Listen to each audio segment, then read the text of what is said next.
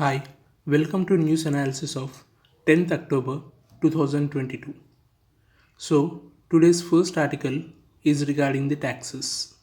So, at 7.45 lakh crore, direct tax receipts cross half the target. So, first, before understanding this article, let us look at taxes.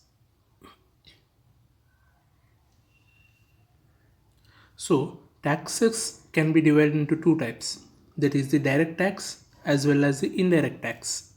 So, direct tax means the person needs to pay from own pocket, that is, we are paying from the own pocket. For example, the income tax. Now, if a person gets an income of say 50,000, he has to pay a tax of 10%. So, that is the income tax which he is paying from his own pocket. And then comes the indirect tax. Indirect tax means the person collects tax from customer and pays to the governor. That is, suppose there is a shopkeeper and you are buying some say biscuit packet. So if the biscuit packet costs 5 rupees, there will be a tax of 0.2 rupees or 0.1 rupees, something like that. So that is the indirect tax. Examples of indirect tax is GST tax. The VAT service tax, excise tax, customs duties tax, these were there, but they were all subsumed into the GST after passage of GST. So this is the basic understanding regarding the taxes. Now let us go to the article. So the article says the direct taxes, that is the taxes from the income tax, the collections from the income tax have increased. So let us look at the what constitutes the direct tax. So direct tax is you will have income tax, you will have corporate tax, you will have the corporate income tax and all this. So if you look clearly, the income tax, the revenues collected from the income tax have increased by 17.35%, and overall the direct tax collections have increased by 23%. So you need to see that the revenues have increased, that revenues of the government have increased, and this is a good thing. So what the government will do with the increased revenues? Let us go on another slide. So revenues have increased. So what the government will do with the increased revenues? With increased revenues, government can go for the welfare schemes. Government can go for the spending, which will result in increase in the GDP, and the government can carry on welfare projects. So this is very important topic from the mains point of view in GS3 economy part. So you can actually write in the means like this, that is the revenues of the government have increased, so the government can increase on welfare schemes, and government can go on increase revenues, and so that will lead to increase in the GDP, and so on. You can elongate your answer. So let us proceed on to the next article.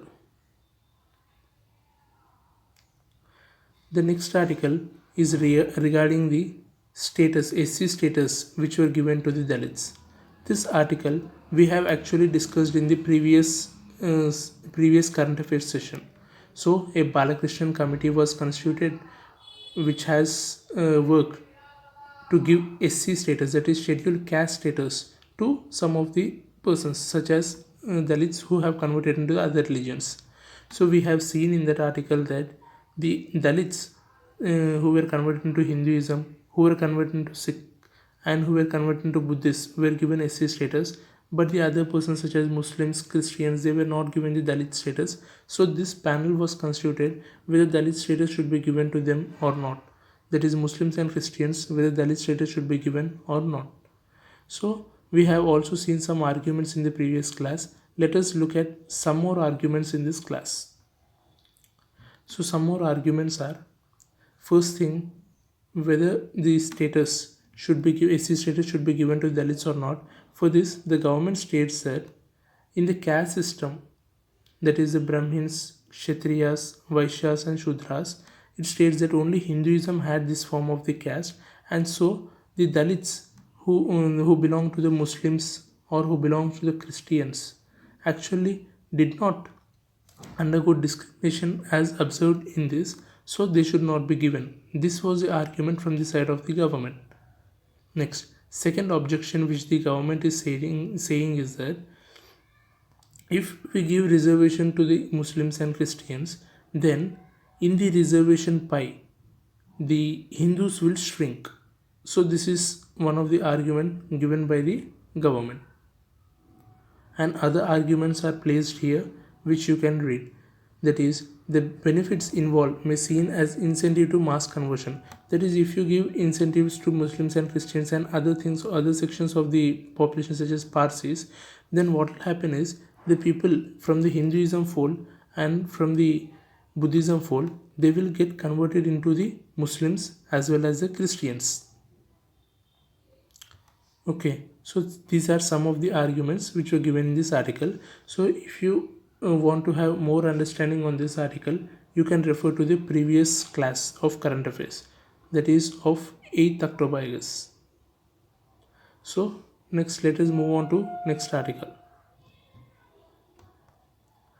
So this article is about the action plan against Delhi's air pollution. So if you see, the air pollution in Delhi is increasing day by day. So the winter month is going to come, that is in the November and December month, the air pollution will be at its peak. So what actions are taken against the air pollution? So first let us look at some topic, that is graded response action plan.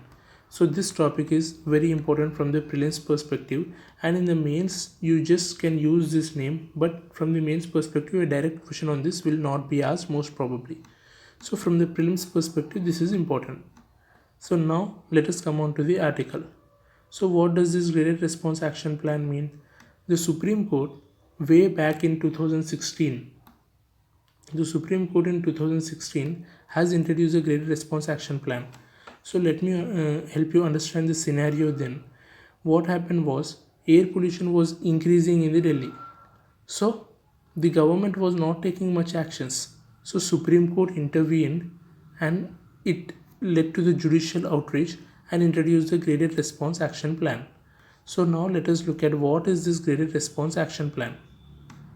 So under the graded response action plan, you will see that air quality index is used rather than PM 2.5 and PM 10 in measuring the air pollution. So while measuring the air pollution, air quality index is used. So air quality index will have some gases such as, say, carbon monoxide, methane, and all these things. So here you need to remember that this will not have the gas called carbon dioxide. This was actually a prelims question. So graded response action plan will use air quality index instead of PM 2.5 and PM 10 as measurement of air pollution. So what is the advantage of this? So you will see in the next page. Okay. So what is the advantage of using air quality index? By using air quality index, you will give a wide coverage to the other gases such as carbon monoxide, sulfur dioxide, methane, and all these gases will be covered, and not only PM 2.5. So diversity is present in measuring the air pollution, which is a good thing. Okay, so this is about this topic regarding the graded response action plan, and next you will see the how this graded response action plan is implemented. So how will the action plan function? So the graded response action plan air quality index will be divided into 4 stages. For stage 1, so stage 1, if the air quality index is between 201 to 300, and stage 2 if it is between very poor, that is air quality index of 300 to 400, and stage 3 400 to 450, and stage 4 for more than 450. So you need not remember these stages, but you need to have a vague idea. Important thing is the air quality index is measured instead of PM 2.5 and PM 10.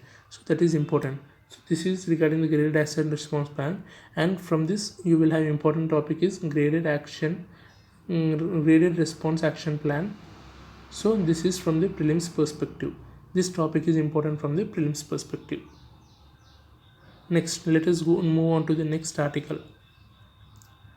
This article is important from the mains perspective and from the IR perspective in GS2. In GS2 IR and mains economy part in the initial stage, in the economy GS3 part, this is important. So let us go into the topic. So Russia inflation peaks in Europe as Russia squeezes oil supply. So inflation is going high in the Europe because Russia is squeezing the oil supply. Let us understand the scenario in the Europe. So Europe is there. In Europe, there is less gas supply. So Russia actually supplied gas to the Europe.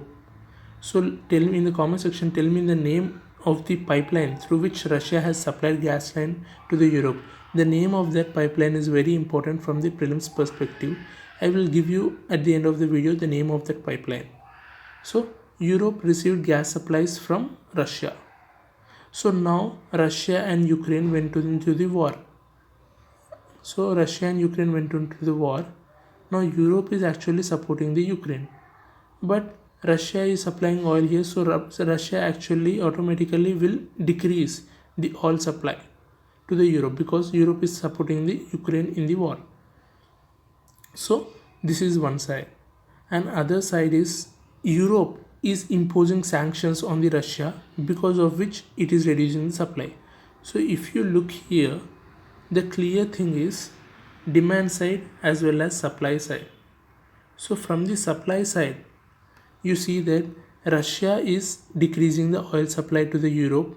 That is the first one. And second one is the Europe itself is increasing the sanctions on Russia. So there is less supply of, that is they are taking less oil from the Russia. So there is less supply of oil from Russia. Now if you see from the demand side, the demand for oil in Europe is increasing. So what will happen here? There is less supply and there is good demand. The demand is same as before and there is supply is decreasing. So it is evident that the prices of oil will rise in the Europe. So as there is low supply and high demand, the prices have to rise. So the prices of oil have risen. So when the prices of oil rise, the price of other associated commodities such as say vegetables or such as say other things will rise. So why they will rise? Because oil is needed for transportation. So in transportation, if say you before the vegetables were coming from the field to market and say the transport cost was 10 rupees, now if they come from field to the market, the transport cost will almost be 12 rupees or 15 rupees, something like that. So the prices of vegetable have to be increased. Like that, prices of all other products will increase. So because of that, inflation has spiked in the Europe. So this is about that article. So